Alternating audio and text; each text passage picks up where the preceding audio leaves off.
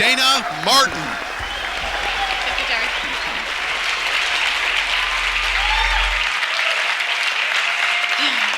Hi, everybody. Well, I'm a metalhead from way back. Ever since I was 12 or 13 years old, I loved heavy metal music. But everybody in my life, all the adults in my life, thought it was really bad. I used to have to sneak to listen to it. When in fact, heavy metal music was the only thing that really could understand what I was going through. People thought that bands like Metallica were such a bad influence, but truthfully, they are the only ones that understood me. We were raised in a culture where obedience and compliance was the main focus of parenting. And aside from a handful of you, all of you were abused. And that's what I'm here to help you understand and heal from, so you can do better when you have your own families and when you have kids of your own. I just want to start by saying I'm so honored to be here. This is so incredible. I've been at all 4 Anarchapulcos. To see it go from what it was the first year to this is amazing. I didn't even know I was an anarchist until Jeff Berwick told me. I had an interview with him in 2011, and he was telling me what anarchy was. And he said, "You're an anarchist." And I said, "I am?" And he told me what it was, and I said, "Wow, I never knew that I was." But for me, this started with parenting. Anarchist type of parenting is what I want to share with you. So almost all of the parenting advice from experts and from your family and friends is based on what's called the authoritarian parenting paradigm. And you may have seen shows like Nanny 911 or Super Nanny, where they have this British strict nanny come in and peacefully parent by not spanking. But what they're doing, even though they're not spanking, is also very authoritarian and disrespectful and abusive by forcing kids to sit on the naughty step and to focus on the needs of the parents only. So the authoritarian paradigm is focused on the needs of the adults almost solely. The adults' needs for quiet, uninterrupted sleep, and over everything else, obedience and compliance. So that's really important to realize, that behavior modification we think is parenting. Like the focus on behavior modification, how to get a kid to be good and how to get them to listen and obey, is literally the goal. How to get your baby to sleep through the night. Parenting is not convenient for most people in our culture. We're very inconvenienced by having to parent. So letting go of control surrounding parenting starts at birth. And this is something that's so near and dear to my heart. I've had 4 kids. I have a 19-year-old son. I have a 16-year-old daughter who's here, Tiffany. She's one of the event photographers, which is so amazing that they hired a 16-year-old unschooler to take photos at this event. Amazing. I have a 13-year-old daughter, Ivy, and a 10-year-old son, Orion. So 2 boys and 2 girls. I never planned on parenting like this. This wasn't my goal. It just happened very naturally and organically for me. I gave birth in a hospital for the first time with my son, Devin, who's now 19. I wanted a natural birth. It was a goal of mine, but I always hated pain. And so I wasn't sure if I could do it, but I did. I gave birth to him naturally with a midwife. And it was life-changing because when I found out I was pregnant, all my friends and every woman I knew couldn't wait to tell me their horror stories. They would try to outdo each other with whose labor was longer and whose baby was dragged out with forceps in a vacuum, and who suffered the most, and who had to be resuscitated, and who had surgery. It was literally a contest of victimization from the beginning of a child's life, and that was not my experience at all once I gave birth myself. I couldn't believe that I had this human inside of me, and I brought him forth by myself. Not a single person in my life had ever told me that birth could be really inspiring and empowering, but it was. It changed my life, and I wanted other women to know this big secret, that birth doesn't have to be painful or negative, that it could be really joyful. And so I said, I'm going to teach people this. I'm going to become a childbirth teacher, and I'm going to educate people about this. And so I did. I became a childbirth teacher and a doula, and later a midwife, and I had my first home birth with my daughter, Tiffany, whose name was Dakota, by the way, when she was born, Dakota Lee. When she was, I'm sharing the story so you understand that I don't think it should be my decision what my child's called. Once she gets old enough to say, hey, I don't like this name, it's not me, I want to be called this, I totally respect that. So she was born Dakota. I had her at home, and it was amazing. Hospital birth is a real conspiracy. Hospital birth is very dangerous, and it's really out to make money for those in power. But not only that, money is easy for you guys to understand why hospitals work the way they do, but there's something even more scary underneath all of it. And that is that the government wants to separate parent and child as early as possible. So they create all this fear and these interventions, and they don't allow a mother to go through the process that she's meant to. And I think that's very, very tragic, because do you know that birth does not hurt like most people think it does? Let me explain what I mean by that. If a woman is birthing in a jungle, like in a tribe, she goes over and holds onto a tree and squats to give birth. You guys all have seen this image, right? Well, what do you think would happen if a tiger walked by when she was in the middle of laboring and pushing? What do you think would happen? Her labor would stop as a protective mechanism, and it would get kind of slowed down and dysfunctional. When a woman walks into a hospital in labor, it's like a giant tiger. Everything becomes completely dysfunctional the second she goes in because it's scary. And so her labor becomes really not natural anymore. It becomes really kind of scattered and painful, and they say, well, your labor's stalling, so we need to give you Pitocin. We need to give you a drug to speed it back up again. And most women don't know, and they say, okay, well, gosh, my body's not working properly, I'm kind of breaking here, I need Pitocin, yes, give it to me. But what happens with Pitocin, when a woman has a contraction, the uterus is the biggest human muscle, and it starts at the top of the uterus and goes down. It's like a wave. So it starts and it comes down. When you have Pitocin, it crunches your entire uterus at once. And it's very painful, like way painful. And not only that, but it's really unhealthy for the baby, because the babies aren't meant to be squeezed that tight, and then their heart rate elevates. And then you need to have surgery to be able to save the baby. So it's a vicious cycle of interventions the second you step into a hospital. Now, over 90% of women can birth completely fine at home. Thank goodness for hospitals for true times when it's needed. There are true emergencies that come up, and I'm grateful that they're there for those times, but it's very rare. And actually, here in Mexico, the C-section rate, I think, is almost over 40%. So even though over 90, and in America, it's 30%. So that's saying that 30% of women in the US cannot birth naturally the way their bodies were meant to. And that's a total lie. It's all a big conspiracy for money. See, the interesting thing about it is a doctor makes about $3,000 for a vaginal delivery, but they make about $13,000 for a C-section. And so, it's terrible, but you can almost see after years and years of being an OB being like, oh, the baby's in distress, you need a C-section. For one, they don't have to wait around anymore for the natural birth to occur, but it's really quick just to get in there and cut.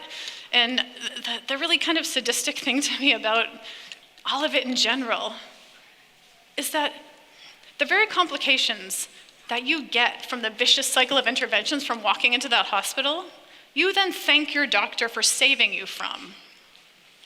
Thank God you saved my baby. They caused it. That mother could have birthed by herself. So not only are they causing these issues for their own convenience and for more money and for separation of mother and baby, because when a baby's drugged, when a mother gets Pitocin, it's really unbearable pain. And so an epidural or other drugs are just what you ask for. Anybody would. It's really hard to birth the baby naturally with any kind of drugs that you get when you first walk in there. And so mother's so drugged out, she can't connect or bond with her baby. The baby's so drugged out as a side effect, they can't properly bond or connect. And the first 2 hours of life after a baby's born, there's something called imprinting that happens, and it's very vital to the mother-child relationship. I remember feeling, after I gave birth to all of my kids because it was a natural birth, it changed me. I was born in that moment that all of those hormones and chemicals were released. I became a fiercely protective mother. I had no confidence before giving birth. I didn't. I was a shell of a person in comparison to when I did it by myself. Women are meant to go through this metamorphosis when they give birth. And so when that is robbed of a woman, with 90% of births in our culture, that bonding never occurs. And then you think your body's broken and you had to be rescued because your body didn't work properly enough and you didn't have the skills or the capability to do it good enough that you turned to an expert to save you from what you couldn't do. What kind of imprinting then happens for the rest of your parenting relationship? There's insecurity. You couldn't do it from the beginning. You couldn't birth properly, so you must have to turn to experts for everything else, from parenting advice to schooling, you name it. Because governments know when all of that stays intact, we are raising incredible, free-thinking, powerful families.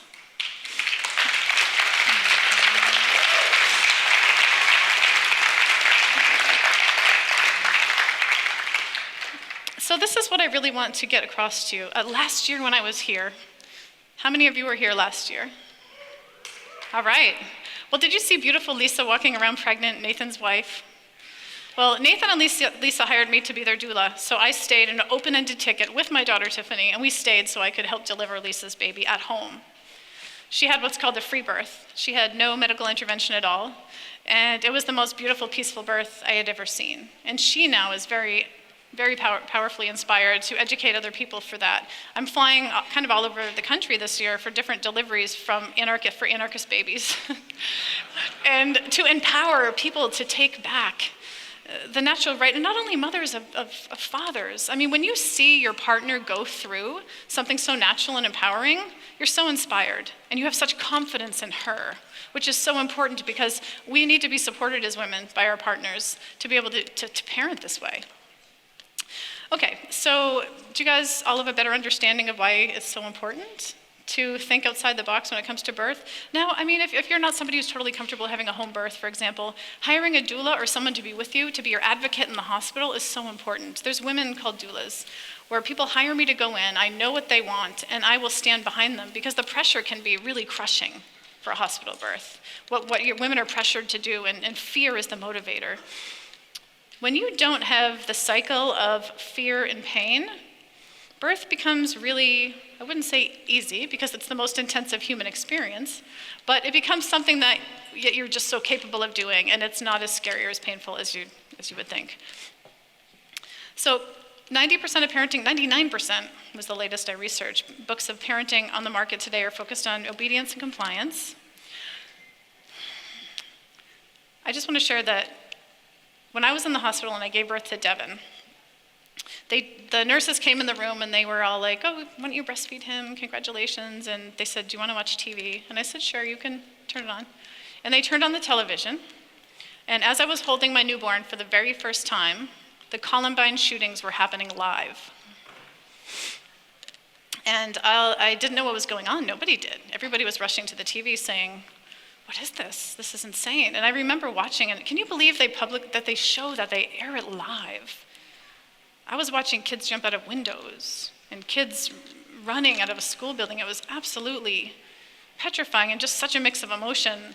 I was holding my newborn, looking down at him and seeing children being killed and mothers crying because they couldn't be with their child. And I was thinking to myself, how many of those parents and children would have rather have been together that day but didn't know they had the choice? I decided right then and there that if my kids didn't want to go to school, I wasn't going to make them. Ever.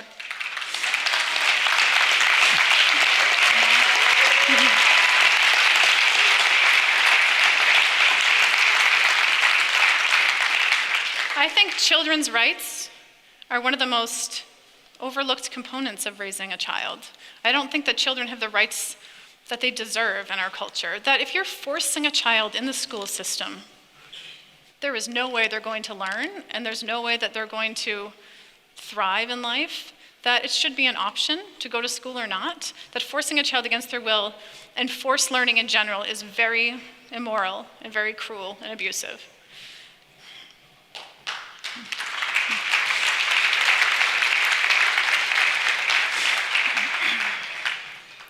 Have any of you heard of unschooling? I want you to understand what unschooling is, because a lot of people hear the label and they think it's uneducating, and it's not that. It's unschooling. We are not allowing our kids to be indoctrinated. We are educating them based on their passions and interests and facilitating their learning based on what they're meant to do. Not every child is meant to do the same thing in life. We're not all meant, what is that like? I'm trying hard to maintain focus, but that's, sounds like a rave. You know, in our culture, we force every child to do the same curriculum as if every child is supposed to be learning the same things. We're all put on this earth for a different reason. How many of you are doing for a living what you went to school for? I see a couple hands, 3, 4. Cool, it's not a really big percentage. I went to school for college for astronomy. Never thought I'd be here. Anyway, so unschooling is based on the individual needs and passions of the child, and it's a very hands-on role. Education is a very, very important aspect of unschooling itself, but it does not come before the solid foundation of love, trust, and freedom in a family. The school's agenda always override the family's needs. And if your child's in school, you are not truly free. If you have to ask permission from an institution to spend time with your child, that is not freedom.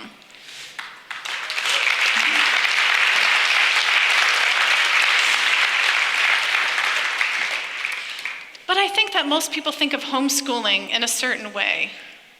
We think of homeschooling, 90% of people or so are homeschooling for religious reasons, and they want to keep their kids away from corruption, away from what they consider dangerous influences. And so they do exactly what schools do, and they buy a curriculum, but they force their child to do a curriculum, for example, at the kitchen table instead of the classroom. Now, it's really not that different. It's just the location's different, but the intention and the damage is very much the same. If a child does not want to be doing it, it doesn't matter where it is. It's hard as an unschooler to find homeschooling groups because in our area we're considered like the heathens, like nobody wants to hang out with our unschooling family because they're all doing it for really strict religious reasons. And we almost have more in common with somebody with a child in school sometimes than even the Christian homeschooling groups. So it really can feel like you're on the fringe a lot. But it's a really joyful life when your children are interested in something. You need to bring as much of the world into their lives as possible to learn and grow from based on that interest. It's a very hands-on role, and as I've said before at other talks, it's definitely not for the lazy parent. We're led to believe that there's this secret window of opportunity for children to learn certain things, that if you miss that window, that they're never going to learn it. And nothing could be further from the truth. When I know when that window of opportunity happens and my children tell me, I know when they're ready to move on to something and when they're interested in something else. My kids, they all know how to read, all 4 of them, and they all know how to write. And they've never, ever, ever once done a workbook page or have been forced to practice writing or have been forced to read anything. Isn't that amazing? People don't believe it. People don't believe that that's true because they were told how necessary it is to be forced. Those that were trying to control you told you that was the only way and that it was abusive to do anything else, but it's a complete lie. That when you surround children with a written word, and a life rich with resources, learning happens, reading happens, just like when babies learn to walk and talk. It's true. Reading, writing, and math are all tools to help us get what we want in life, to help us get more of what we want in life. So what human being wouldn't want more tools to help them get more what they want? Well, when they're forced against their will, that's when they don't want to do it. So freedom in learning and respect in parenting is very, very important. None of my children have ever been punitively punished. They've never been grounded. In fact, my 10-year-old asked me the other day, what is grounding? And I said, it's when you take your shoes off and you walked barefoot in the grass.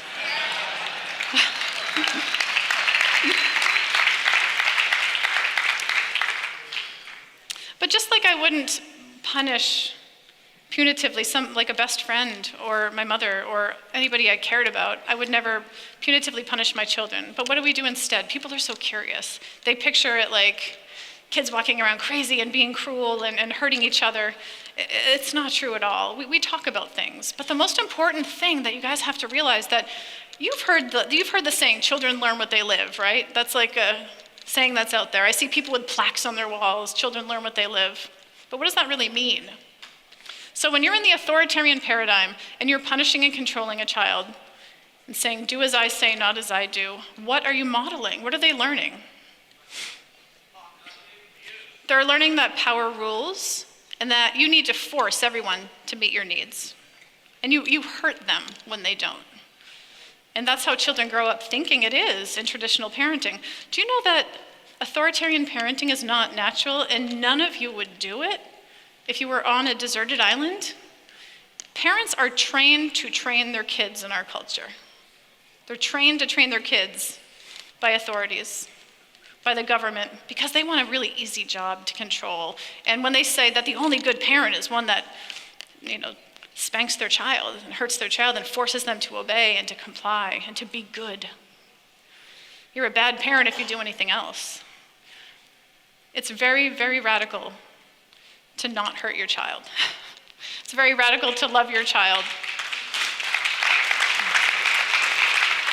And the funny thing is, our family has done a lot with the media. We've been on TV several times. We've been on the Dr. Phil show. We've done Nightline. We've been on Wife Swap. Have you heard of the show Wife Swap? That was crazy.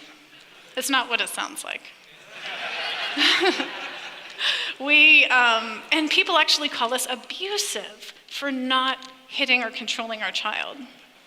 Now, what kind of rationale is that?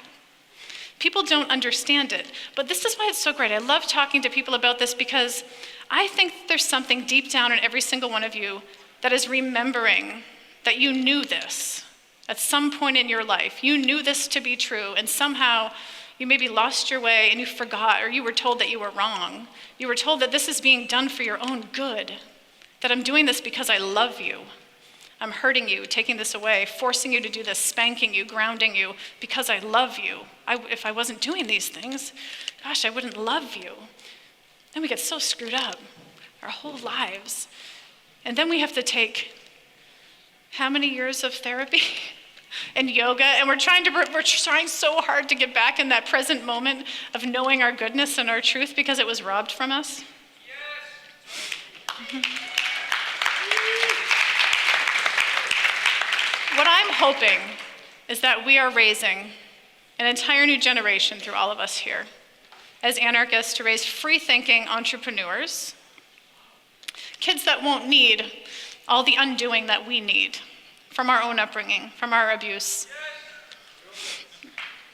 And to me, I think that peace starts here. This is the very root of how we can change the world, is through parenting peacefully, through living this way, through honoring our individual children as learners and free people.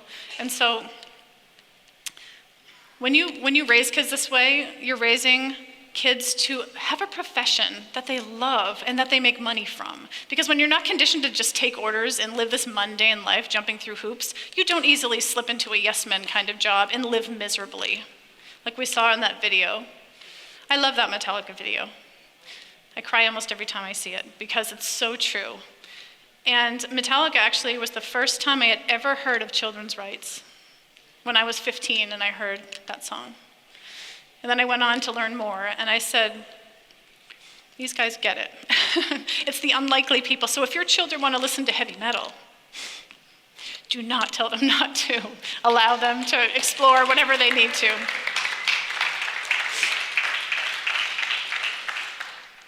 I like to say that my unschooled child will hire your honor student.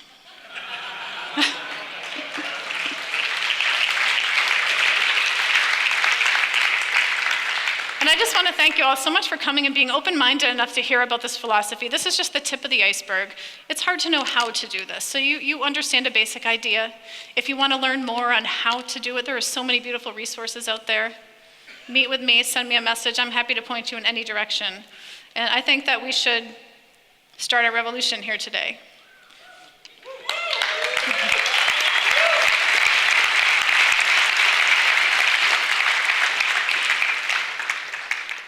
And I just want to thank my daughter Tiffany and all of my kids for showing me this way, because if it wasn't for them, I wouldn't know. And I'm far from a perfect parent. But the big difference is we know how to talk to each other and we know how to apologize when we make mistakes. And because I was raised, I still have broken pieces that I'm healing. So you do not have to worry that if you make mistakes on this path, because I do. I think all of us parents do. This is just a way that we can make a huge difference in this world, and I'm just hoping that my kids are a little less screwed up than me. Thank you.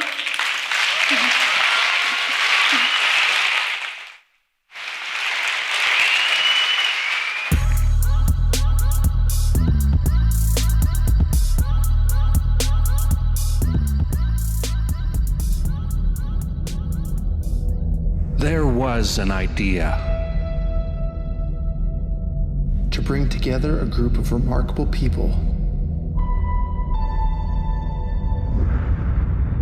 to see if we could become something more. So when they needed us, we could fight the battles that they never could.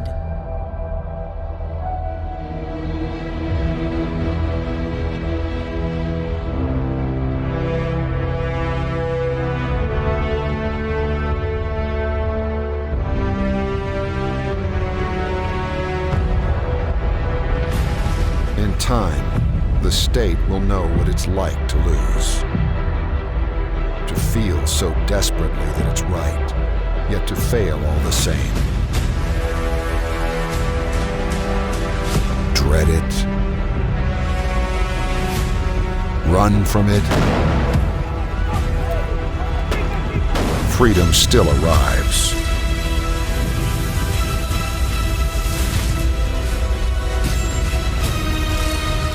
Vacate the state.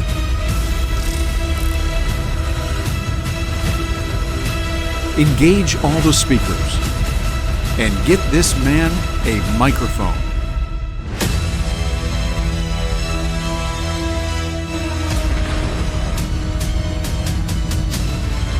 Fun isn't something that one considers when eradicating tyranny. But this does put a smile on my face.